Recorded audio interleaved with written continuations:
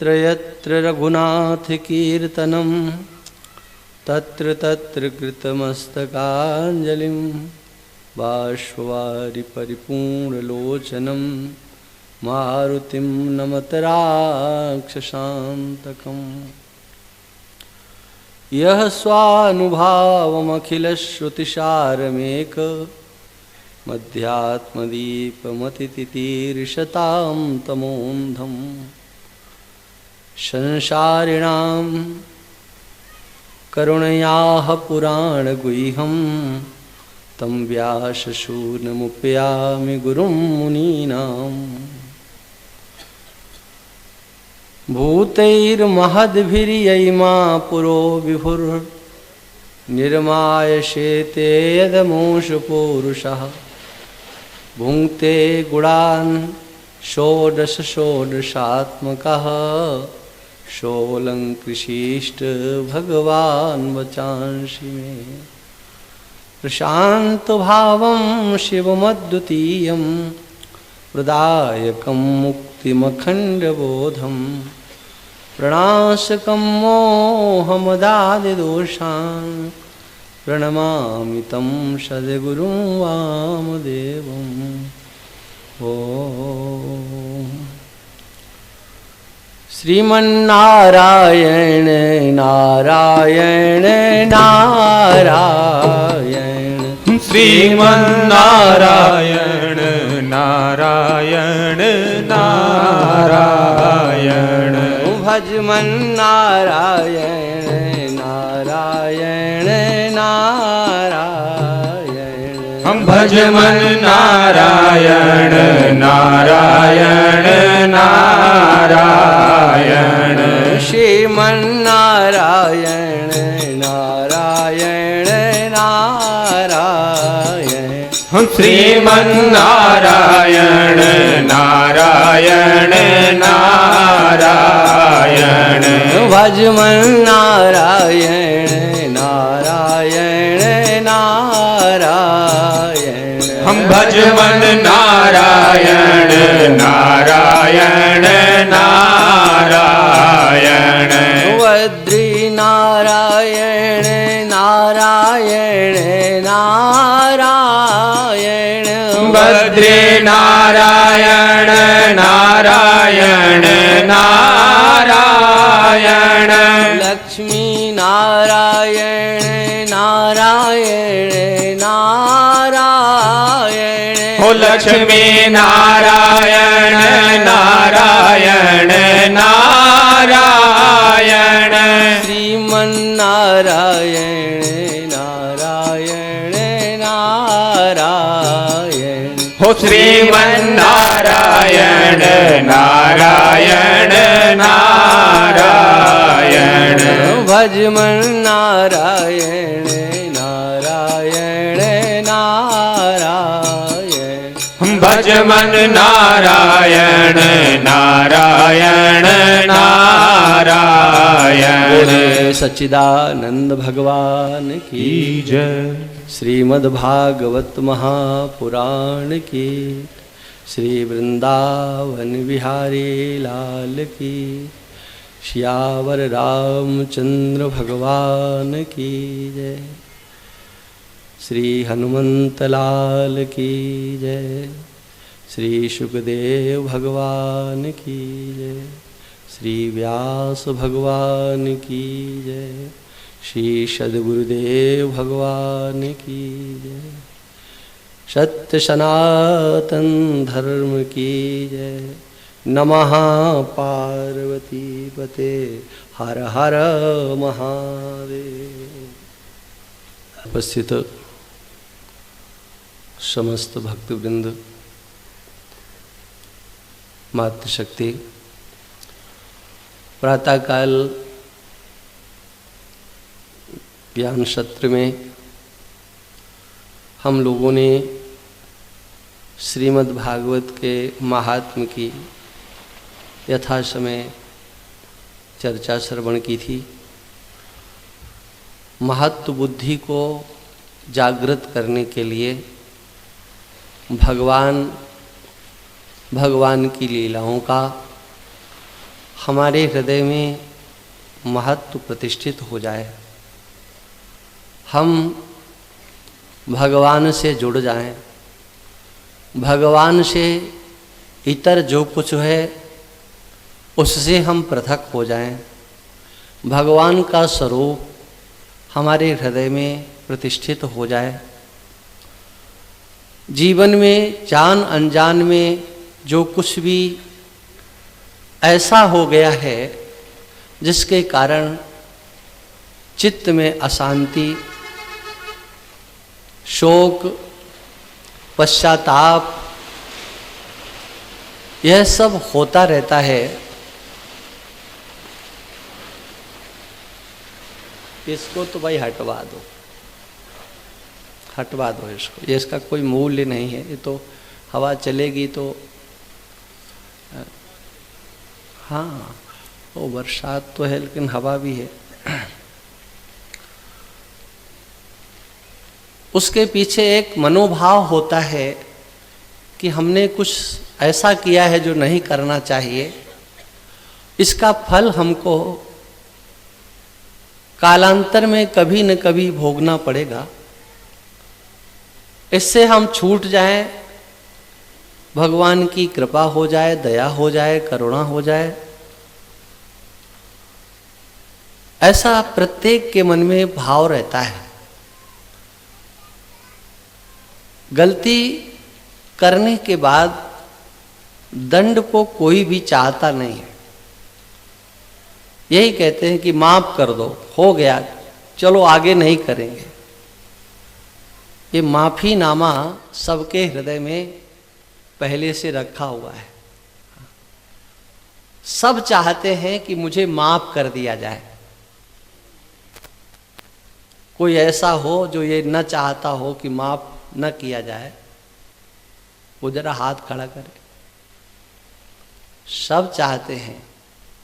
हाँ, अच्छा ये बताओ, आप किसी को माफ करने के लिए तैयार हो? सबके हृदय में जब एक ही माफीनामा है तो आपका धर्म बनता है कि पहले, सबसे पहले माफीनामा पर आप हस्ताक्षर करें कि हाँ, हम चलो माफ करते हैं। और यदि आपने ये सीख लिया है कि हम किसी की गलती को दंड नहीं देंगे, हम माफ करेंगे,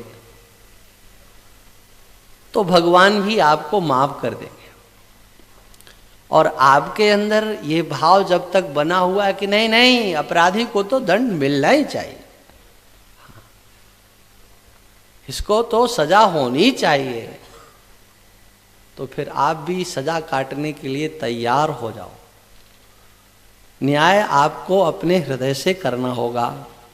इन सब से बहुत दूर जाना चाहते हैं तो भगवान से प्रेम करो, भगवान की लीलाओं से प्रेम करो। भगवान से प्रेम हो जाएगा तो आगे की सारे जो रास्ते बंद हैं वो खुल जाएंगे। आप जहां हो वहां से आगे जाना चाहते हो कि नहीं? अपनी स्थिति से यदि आप संतुष्ट हैं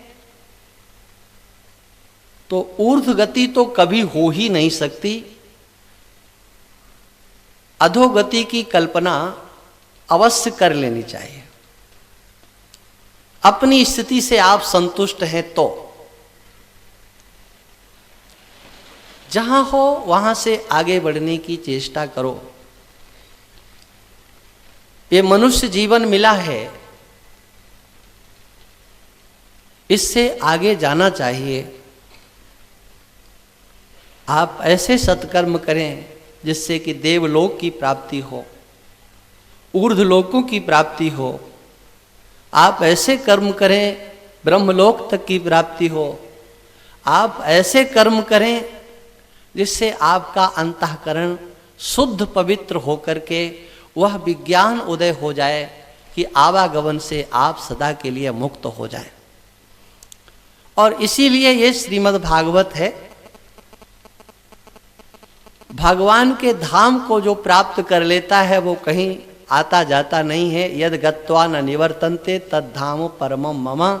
प्रातः काल के सत्र में आपने सुना, ऐसा क्रूर कर्मा जिसके हृदय में कहीं दूर दूर तक सद्भाव नहीं, जिसके जीवन में कहीं सदाचार नहीं, जीते जी जिसने कोई अच्छा कर्म नहीं किया, लेकिन प्रेत बन करके वह भी उस प्रेत योनि से मुक्त होना चाहता, और उसकी यह इच्छा एक भक्त के सामने, संत के सामने आ गई, और उसने उसे मुक्त होने का जो मार्ग बताया